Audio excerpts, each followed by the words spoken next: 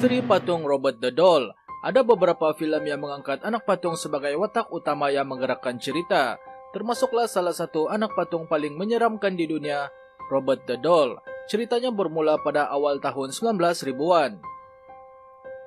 Robot the Doll adalah sebuah patung yang kelihatan cantik dan baik.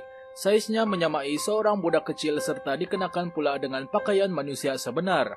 Rupanya agak menyeramkan, terutamanya di bahagian mata yang kecil serta hitam. Robot the Doll lahir daripada syarikat Steve, salah sebuah syarikat yang bertanggung jawab menghasilkan patung teddy bear pertama untuk Presiden Amerika Syarikat Theodore Roosevelt. Permulaan kisah Robot the Doll. Anak patung ini dimiliki oleh Eugene Robert Otto, pemberian orang gajinya yang bekerja di rumah Otto. Dia juga telah menambahkan anak patung itu sebagai Robert, bersempena namanya dan mereka menjalinkan hubungan yang rapat selepas itu. Kisah persahabatan Otto dan Robot the Doll bermula dengan sangat baik, dengan hubungan yang agak unik. Otto akan membawa patungnya kemana saja dia pergi dan bercakap dengan patung itu seakan-akan dia adalah seorang manusia sebenar. Kejadian pertama berlaku pada satu malam ketika mana Otto terbangun daripada tidur dan mendapati Robot the Doll duduk di hujung katilnya sambil merenung tepat ke arah Otto. Tidak lama kemudian, ibunya terjaga daripada tidur selepas terdengar jeritan meminta tolong dan diselangi dengan bunyi perabot yang terbalik. Otto lantas menyalahkan Robot the Doll ke atas kejadian tersebut. Sejak itu, alasan yang sama digunakan oleh Otto setiap kali kejadian aneh yang berlaku di rumah tersebut. Orang tuanya pada mulanya tidak percaya dengan dakwaan anak mereka, namun mengakui beberapa kejadian pelik telah berlaku ke atas anak mereka Otto. Adakah Robot yang lakukan semua ini? Tidak ada yang tahu mengapa atau bagaimana anak patung ini boleh menggerakkan perabot yang ada di dalam bilik tidur Otto. Tetapi kejadian aneh dan pelik tidak berhenti di situ. Ibu bapak Otto juga dikatakan sering mendengar anak mereka bercakap dengan Robot the Doll dan mendapat respon oleh satu suara yang tidak dikenali. Selain itu, mereka turut mengatakan bahwa pernah melihat patung itu bercakap dan menyaksikan ekspresi wajahnya berubah. Dalam kejadian yang lain pula, seorang tukang paip yang sedang melakukan kerja-kerja pembaikan di rumah Otto pernah mendengar suara seorang budak sedang ketawa ketika keluarga Otto tidak berada di rumah. Apabila tukang paip itu coba menyiasat dari bilik ke bilik, dia mendapati patung Robot the Doll itu telah berubah tempat dengan sendirinya. Robot the Doll terus tinggal bersama Otto sepanjang hayatnya dan setelah ibu bapanya meninggal dunia, Otto kembali ke rumah tersebut bersama istrinya, Anne. Otto juga telah memutuskan bahwa anak patung itu memerlukan biliknya sendiri dan telah memindahkannya ke bilik atas yang menghadap ke jalan. Cadangannya itu tidak dipersetujui oleh istrinya Anne, yang takut lalu patung itu disimpan di loteng di atas rumah mereka. Keputusan yang sama sekali tidak disukai oleh Robot the Doll. Tidak lama kemudian, berbagai kisah aneh yang berlaku. Tetamu yang hadir ke rumah mereka mula mendengar orang berjalan kaki di tingkat atas. Kanak-kanak di kawasan kejiranan juga mengatakan bahwa mereka melihat Robot the Doll dari tingkap bilik tidur ketika mereka mau pulang dari sekolah. Bahkan, beberapa perabot atau peralatan dalam rumah itu juga sering beralih tempat dengan sendiri tanpa sebarang penjelasan. Mendengar dakwaan orang ramai, Otto mula menyiasat kejadian aneh tersebut. Dia pada mulanya tidak percaya kerana yakin telah meletakkan patungnya itu di bagian atas rumah dan tidak mungkin Robot the Doll boleh berpindah tempat. Namun, semuanya meleset apabila dia mendapati patung yang telah dikunci di bahagian loteng rumah berada elok di dalam bilik tidur. Robot the Doll duduk di kursi malas di tepi tingkap bilik yang menghadap jalan.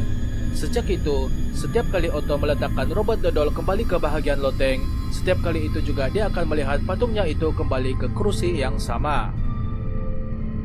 Otto meninggal dunia pada tahun 1974, lalu Robot the Doll berpindah tangan kepada sebuah keluarga yang baharu.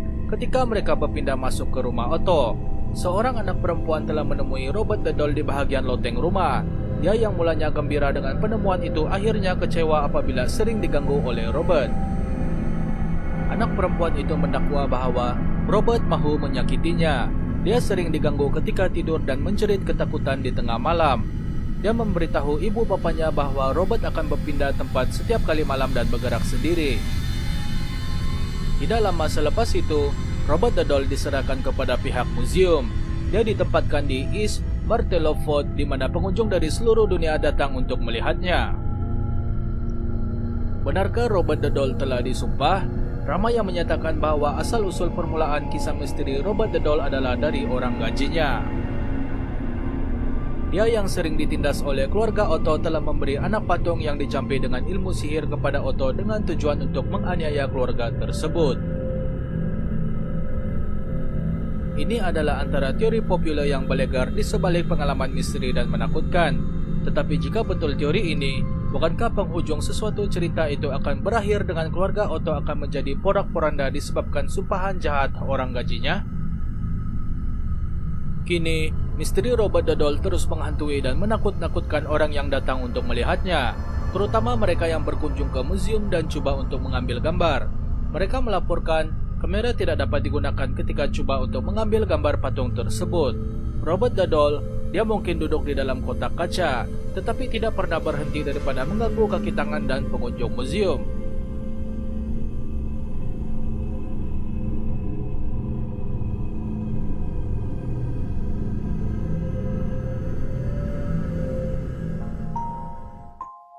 In the late 1800s, Thomas Otto and his family moved into a mansion at the corner of Eaton and Summerton Streets in Key West, Florida, now known as the Artist House. The Ottos were to be stern with their servants, sometimes even mistreating them. It was the treatment of one such heightened servant that provides a twist in this story. This woman is hired to take care of their son, Robert. One day, Mrs. Otto supposedly witnessed her practicing black magic in their backyard and fired her.